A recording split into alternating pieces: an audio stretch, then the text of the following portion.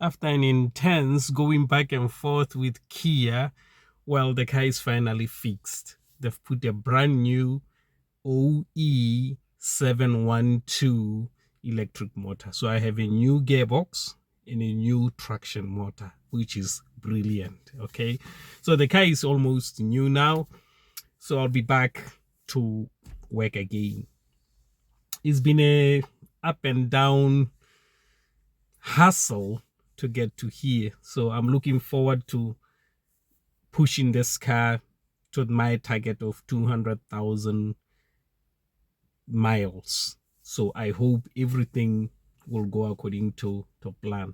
I'll just put a video just to show you how I found out that they put a new motor, because to see the underside of the car where the motor is, you just have to turn the car to the left, then you look at the back, and if you have a torch you can just light and you look at the motor there.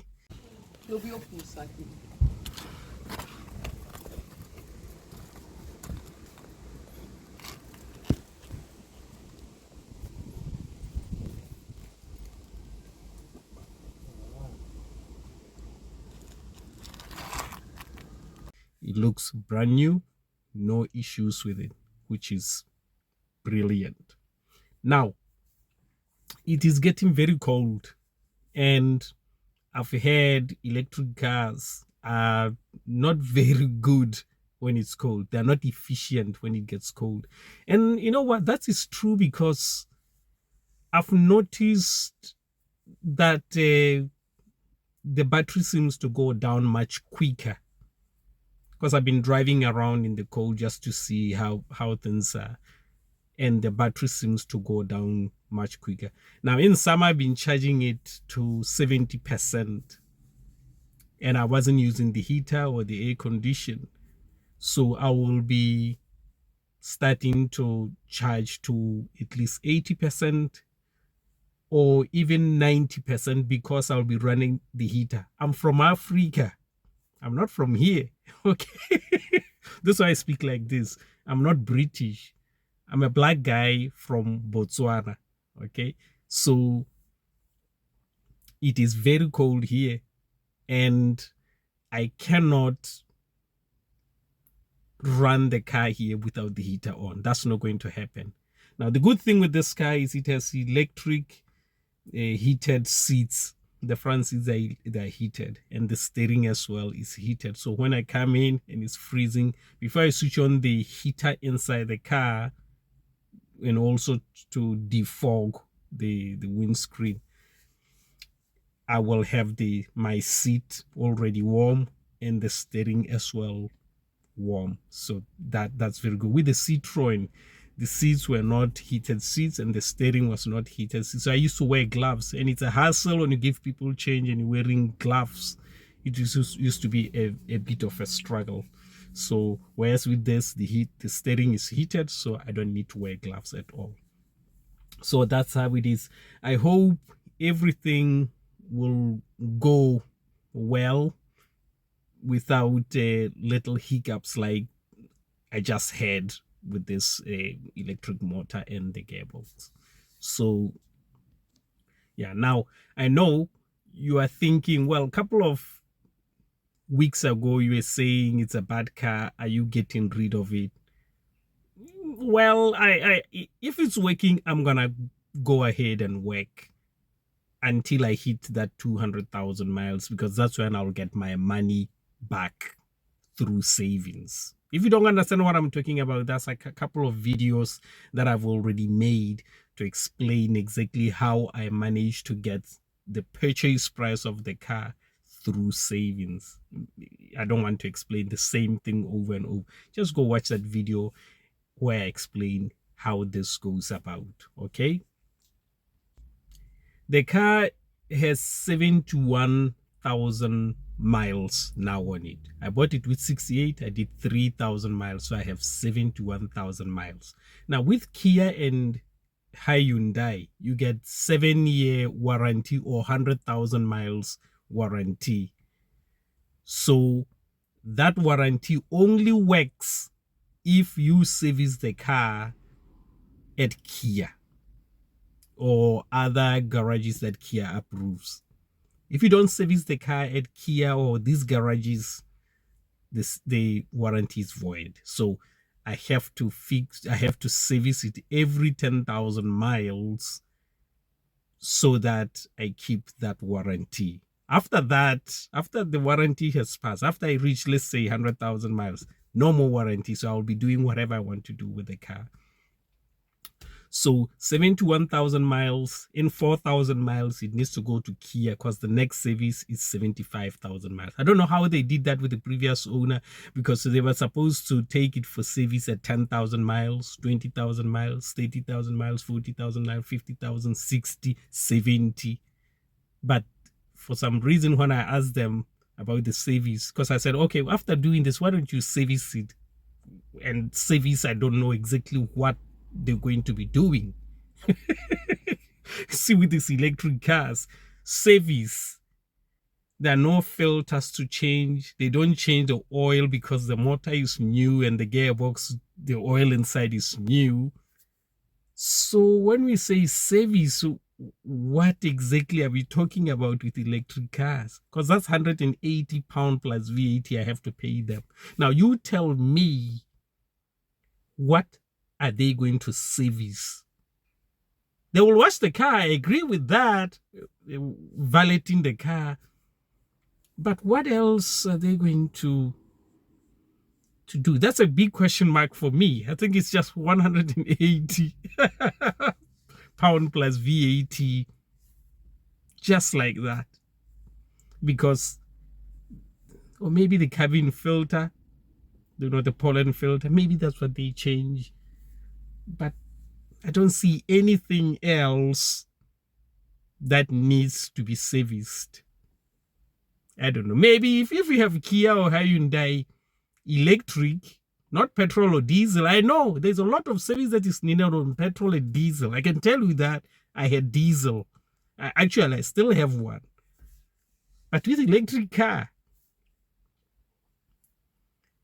I just wonder what exactly they're going to be doing.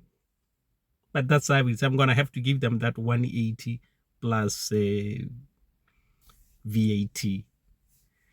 Now, I can choose not to do that. Just ignore that, service the car myself, the warranty get voided, and just carry on. Keep going until I hit my 200,000 miles. I'm just worried, what if something goes wrong with the battery? I hear people saying, oh, no, don't worry about the battery, nothing will go wrong. But what if? Should I just keep on paying that £180 plus VAT 3 times? Because it's 75, 85, 95,000 miles, because it's every 10,000 miles. So that's 3 services that I have to go through. So should I do it, or should I, the car is giving me stress, let me just go, just take care of it, do minor service. The gearbox on this, it uses oil that I can change myself. I don't need to pay 180. The oil costs only £20. I can change that myself. So I don't know. I'm thinking of the battery mainly. If something goes wrong with the battery and I'm still within the 7 years and the 100,000 miles, then they'll put a new battery. Does it worth the wait, or should I just say, heck man, I'm just going? I don't care if the battery dies. I will see, because it can die just after 100,000 miles anyway, and it has to come from my pocket. You guys, when you make decisions, sometimes you kind of forget some things. Battery was one of the things that I overlooked. But you just imagine, let's say I go through all the services and there's nothing with the battery, but after the warranty, which is 100,000 miles, what would I do if the battery goes bad? That does that come? Because that will be a serious issue. And I don't know how I'll sleep at night on that. I don't even want to think about it because it will be a huge amount of money to get it repaired. In fact, I'm actually worried that the last service, 95,000 miles, I was talking to my wife that what if the guys there, the garage, the one business, what if they do something to the battery? So that I bring it, I bring it so that they fix and I pay. Or they do that so that because it's still within warranty and because every time they do something in the car, they get paid by Kia. Because they told me that Kia headquarters works with Kia in South Korea. They are the ones that pays for all this. Maybe this was why they kept on. They wanted me to keep going back and forth. They do this, I go back, they do this. Kia is paying them, they're making money. Now, if they know that the warranty is ending, and there's a likelihood that I will no longer be coming there, because some people, if the car is no longer under warranty, what's the point of going there? You can just do your own thing. What if they do something to? I'm not saying they will do something to it, but they're human beings. What if they do it? What if they do something in the car that will lead me to keep coming back and forth for it to be fixed? You see, that's the thing that scares me, because mechanics these days are not honest. And I told this to Kia when they gave me the car with that old electric motor. I said to them, look, you changed the gearbox, that's good. But I think you test driven the car and you heard that vibration is still there, but you still gave me the car. That's not fair. That's not honest. They knew something is still wrong with the car, but they still gave it to me. So you can clearly see you are dealing with human beings, and there's a likelihood that something can be done to keep you in bringing business to them. That's how it is. I'm not saying everybody's like that, but the main reason in this channel I fix my own cars is because I was played by one of the mechanic who I thought was a friend. He knew me, and he knew me for a long time. We actually bought a Nissan Micra from his dad. So I wasn't expecting him to play that game on me. I have a friend who's a taxi driver. He has a Skoda. He took it for timing belt change. The garage told him they changed the timing belt. After about 5,000 miles, the car started overheating. He went back to them. They said the cylinder head gasket is gone. Me too, I thought it's the cylinder head gasket. But I said to him, let's just look for a totally different mechanic just to have see what they will see. We go to another mechanic and he said, no, the cylinder head gasket is okay. There's nothing wrong with the cylinder head gasket. It's a problem somewhere else. Maybe it's the thermostat. You know what? When they investigate, they came to realize that the timing belt hasn't been changed and the water pumped is worn out. The car needs a new water pump. This is why it's not running very well. Sometimes it overheats, sometimes it doesn't, and nobody knows why. They took out the timing belt and the old water pump, and the garage didn't change it. This guy went back to the garage where they said they changed the timing belt. They refunded him all his money. They refunded him the money. So you can see that there's a lot of dishonesty with mechanics these days. So when I say I fear that they may do something to the car, it's because of this. It's not because I just came up with this. It's because what I am seeing being done to people. There's a woman, she's a friend of my wife. She took the car to Nissan for oil change and resetting. You know how it is when you change the oil on these new cars. You have to reset it there, or else if you don't do that, just few miles to be telling you the car needs service. Now she tells my wife she wants me to check her car. Why? She doesn't know, but she doesn't want to go to Nissan because they charge a lot of money. Now I look at the car, it says it wants oil change. I say, no, it's very simple. It's oil change, you do this. She said, but it was just changed. I said, why? She's in February. I said, how many miles have you done? Less than 5,000. And it's already there saying that it needs service. So she got very angry. She went to Nissan. You know what they said at Nissan? They said they changed the oil, but they forgot to reset the service light.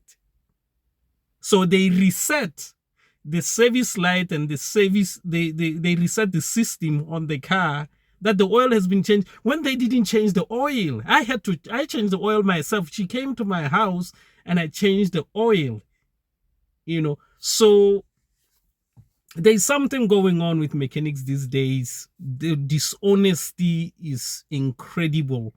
And it happened with the Kia. I had to make videos over videos that they haven't fixed this, they've done this, they've done that. You cannot give the customer, the car, coming with the same sound in the engine. And you say, no, it's okay, and you give it to him. It doesn't work that way. It means that there's dishonesty. And should I just keep going there to service? What if they do something to the car? Especially if it's a taxi as this. Because they will think, he has the money, it's a taxi, it's a business car, he will pay. So I don't know. I just don't know. I'll think about it and I'll let you know if I'll just take a gamble on it. Just stop servicing there. I'll service it myself. Try to hit the 200,000 mark, 200,000 miles that I want to hit. Okay, guys. So I'll keep updating you on how things are going with the car. At the moment, I'm happy. But I still have question marks, like I explained to you with regarding the 10,000 mile service, because I just don't feel very comfortable with the car. Keep going back to those people. Maybe I should look for another garage where Kia approves for them to service the car. And here, and also probably they might be cheaper. Because, to be honest, there's pretty much nothing to do. You cannot be changing pollen filter every 10,000 miles. Nah, come on. What's wrong with you? You can't do that. And I don't see anything else that requires service. I don't know. So that's where I am, folks. I will keep on updating you. So I'll be going back to work next week. I just wanted to kind of cool down first this week. And it's always, when you're doing taxi, it's always best to start on Monday. And it's run hard, get paid from there on until Christmas. Run hard, get paid. No offs. Something dies while it's still under warranty, I don't know, take it back to them again. Okay, folks, thank you very much. I'll keep updating you. Take care. Bye-bye.